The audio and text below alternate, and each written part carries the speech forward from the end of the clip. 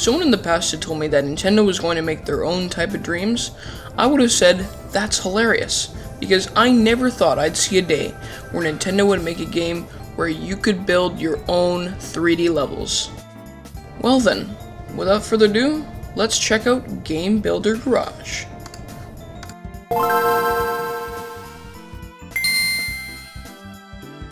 As stated previously, Game Builder Garage is essentially Nintendo's version of Dreams. It features a very unique and intriguing building style featuring nodons, or the correct definition, nodes. If you don't know what a node is, it's something you'll use in the popular software known as CorelDRAW, but it's also featured in Photoshop and a lot more professional softwares that revolve around printing and art. Nintendo has done something completely different and implemented a completely original version of that style into their game. Getting used to it took some time, especially because when I built things in Dreams, you would actually create things from scratch and move the objects with your controller. Obviously, because of the game's limitations, building and creating things are relatively more simplified. Not only can I make a character do something by dragging one nodon to another, but Nintendo have also allowed mice to be used to make this task a little easier. Of course, only selected brands are usable, but fortunately, I had the mouse perfect for the job, and I found that using it was much more preferred over the controller. Why couldn't Super Mario Maker 2 have added this?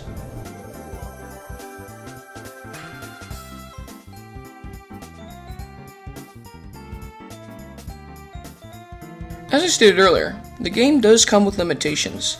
Fortunately, this mostly only applies to 3D worlds. As stated in the trailer, you can make your own 2D characters and 2D backgrounds. However, 3D worlds are a lot more limited. While it's definitely not open world, you can still customize quite a few things to make it look like your own gig. Because my expectations weren't very high, I was actually blown away by how much customization you could do. While it's literally nothing compared to Dreams, it's still pretty neat that Nintendo has taken a beginner's course and went from Mario Maker to now build whatever you want Maker. While the possibilities aren't endless, there's still so many creative opportunities for this game. For people that have been rooting for 3D Mario Maker, you've sort of got it. I mean, you didn't get it, but you got a 3D builder. That's pretty damn exciting.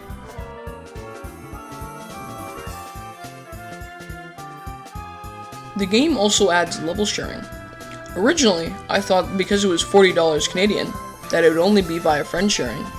But nope, surprise! The latest trailer introduced code sharing, very similar to SMM2's code sharing system.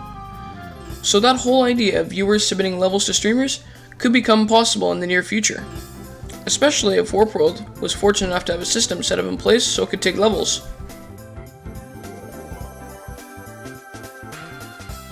When you boot up the game for the first time, you have an option to take a course on how to use these nodons. It teaches you the basics for creating characters, how to move it, adding backgrounds, and it's honestly not complicated at all. But because Nintendo is using such an unfamiliar and new building mechanic, the course is definitely recommended, because it will seriously help you when you're starting to experiment with expanding your world and bringing new objects to life. This game is also great for pixel art lovers, as you can make your own art and use it as a background, or, and you're not going to believe this, a character. Not even joking. Nintendo is allowing you to make your own characters, and once your art has been created, Nintendo will proceed to make it movable in seconds. Depending on what you built, it can look a bit weird when it moves, but I was surprised how well they made the character move, especially because this is someone's custom creation.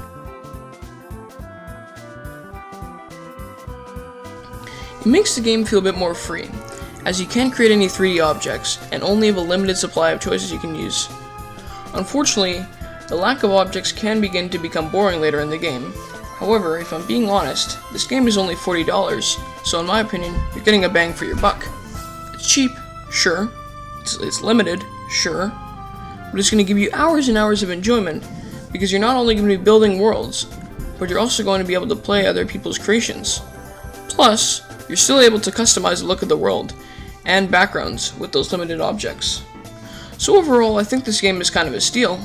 If this were priced at, say, $80, which I kind of expected originally, I would have had a harder time recommending this game, because at the end of the day, it's going to get boring. But for the price you're paying, it truly is a must-buy if you have a Nintendo Switch. It's been over 6 months since I used my Nintendo Switch, So when I first saw the announcement for this game, it was the first time in a while where I was genuinely blown away and considering buying a Switch game. And there we have it. That's Game Builder Garage. Probably wasn't my biggest review, but it wasn't the biggest game I've played. For the first time in a while, Nintendo has really impressed me, and I'm just blown away that Nintendo has brought this style of gaming over to their console.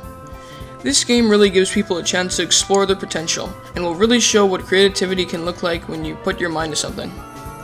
This reminds me of the old Super Mario Maker days, when everyone was new, and people were finding ways to make the coolest creations. Gosh, I miss those days. What an experience, and what a game. Nintendo, you have impressed me. I hope you guys enjoyed this review, and stay tuned for my Ratchet & Clank Rift Apart review, dropping very, very soon. Peace.